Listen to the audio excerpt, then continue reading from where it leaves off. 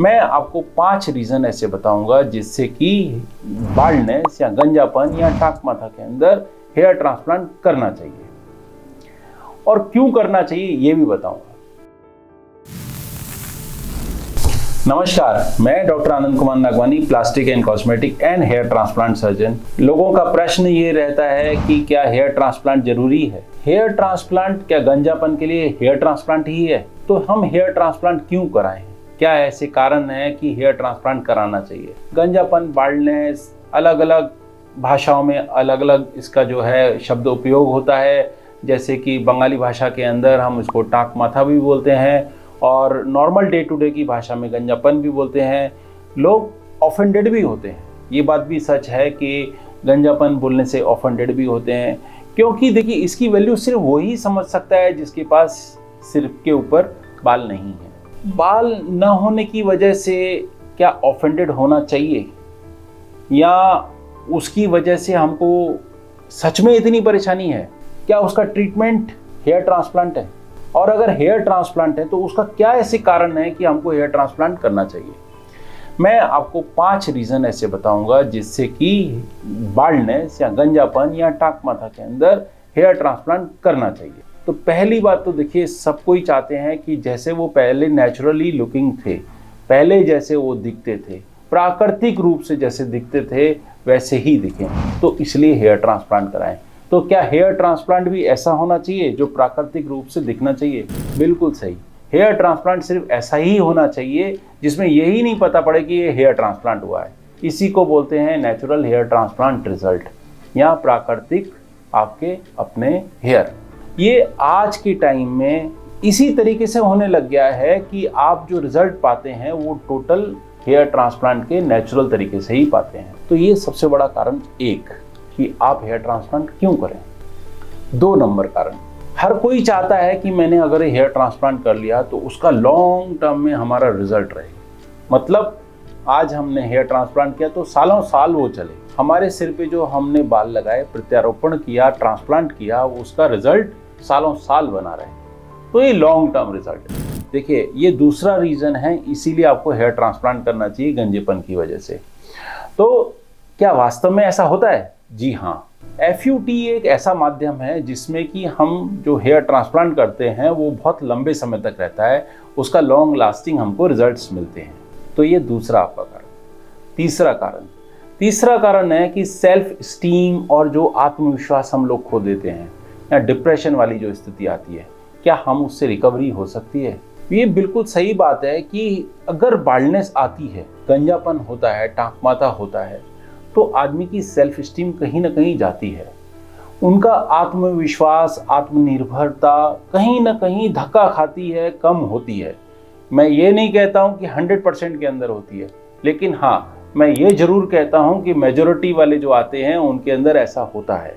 अगर उनका मन में कहीं ना कहीं इस बात को लेके है, शीशे में जब सामने से देखते हैं अपने आप को, या उनको मतलब ऐसे भी इंसिडेंट्स हुए हैं जो कि मेरे को लोगों ने ही बताए हैं, मेरे अपने पेशेंटों ने बताए हैं कि उनको फोटोग्राफ लेने से पहले सोचना पड़ता है, या कभी दोस्तों के साथ फोटोग्राफ लेते हैं तो वो पहले अपने आप को साइड कर लेते हैं या दोस्त उनको साइड कर लेते हैं। बहुत बुरी बात है, मैं इस बात को बुरा मानता हूँ, लेकिन हाँ, ऐसा सच है, हुआ है।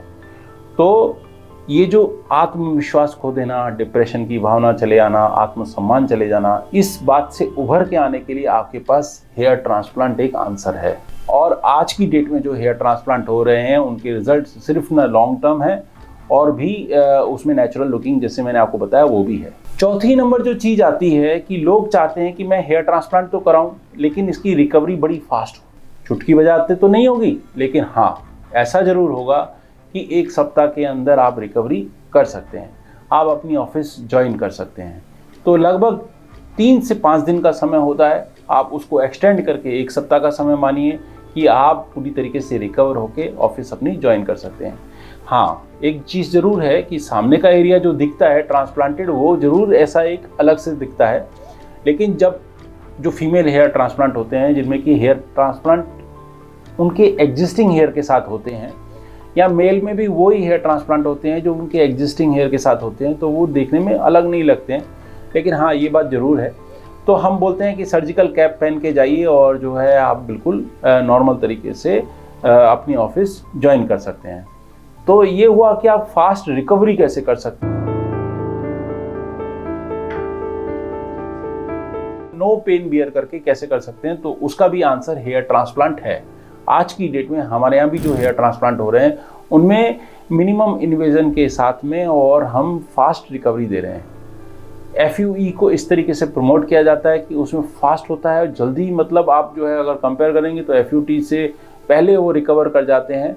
कुछ हद तक सही है लेकिन सारी चीज़ सही नहीं है। FUT भी फास्ट रिकवरी होता है प्रोवाइडेड उनका स्कैल्प थोड़ा सा लूज हो। पांचवी चीज़ क्या है? पांचवी चीज़ है कि ऐसा ट्रांसप्लांट हो जिसमें कि हमको बार बार उसका मतलब केयर नहीं लेनी पड़े।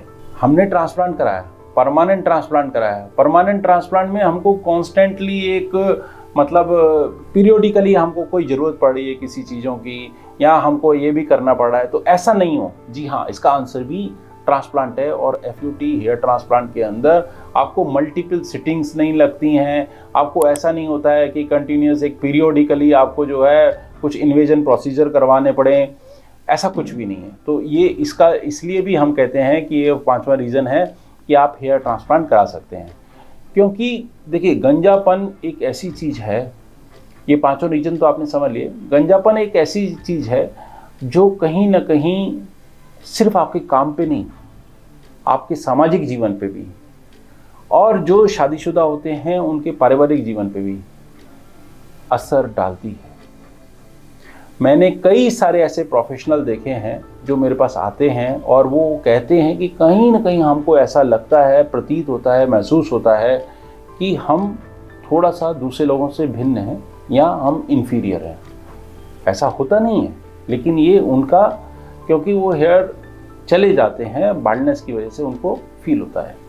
यही चीज़ होती है कि सोशल गैदरिंग में वो सबसे पहले अपने आप को अलग कर लेते हैं।